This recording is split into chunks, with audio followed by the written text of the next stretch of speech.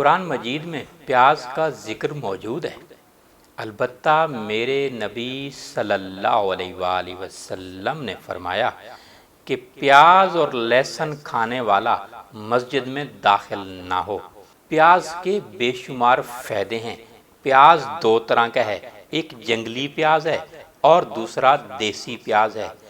جو ہم گھروں میں استعمال کرتے ہیں یہ زمین میں کاشت ہوتا ہے پیاز۔ حدیث نبوی ہے، سألت عائشۃ عن البصل فقالت ان آخر الطعام ایمہ، رسول اللہ صلی اللہ علیہ وآلہ وسلم کانا فیہ بصل۔ حضرت عائشہ صدیقہ رضی اللہ تعالی عنہ فرماتی ہیں کہ جب رسول اللہ صلی اللہ علیہ وآلہ وسلم نے آخری کھانا تناول فرمایا تو اس میں پیاز بھی تھا۔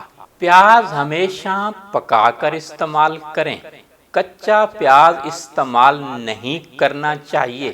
پیاز سدے کھولنے کے لیے، پسینہ لانے کے لیے، مسام کھولتا ہے، کانسٹیپیشن کے لیے بہت مفید ہے، ہاضمہ کو بڑھاتا ہے، ہاضمہ کو تیز کرتا ہے، دل کے لیے بھی مفید ہے، جگر کے لیے بھی مفید ہے، شوگر کے امراض میں مفید ہے، ہر مرض کے لیے شفا ہے۔ اور پیاز ہمیشہ جو ہے ہانڈی میں پکا کر استعمال کریں۔ پیاز کا اکیلا سالن بھی استعمال کیا جائے تو وہ بھی مفید ہے۔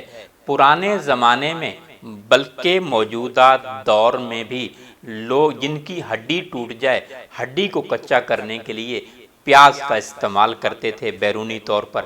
پیاز کی پٹی جو ہے وہ سوجن کو ختم کرنے کے لیے بہت مفید ہے، ریح کو تحلیل کرتا ہے۔ پیاز کا سرکہ بھی مفید ہے، پیاز کا عرق بھی مفید ہے، پیاز کا اچار بھی مفید ہے، سوزش کے لیے بہت مفید ہے۔ جن کو سانپ کاٹ لے، جن کو کتا کاٹ لے، جن کو بچھو کاٹ لے، بیرونی طور پر لیپ کیا جاتا ہے اور اندرونی طور پر پیاز کا سالن استعمال کرایا جاتا ہے، تو یہ بہت ہی مفید ہے۔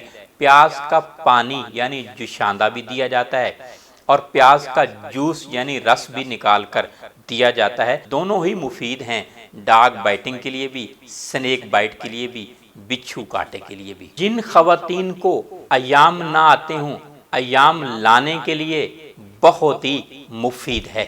بلغم کو خارج کرنے کے لیے، کان کے درد کے لیے، بڑی آنت کی سوزش کے لیے بھی بہت ہی مفید ہے۔ جو لوگ بے ہوش ہو گئے ہوں ان کو پیاز سنگھا دیا جائے تو فوراً جو ہے ہوش میں آ جاتے ہیں۔ ضعف با ہے، حیضہ کو ختم کرنے کے لیے جن کو حیضہ کی شکایت ہو، پیاز کا پانی دیا جائے، پیاز کی ہانڈی دی جائے تو بہت ہی مفید ہے۔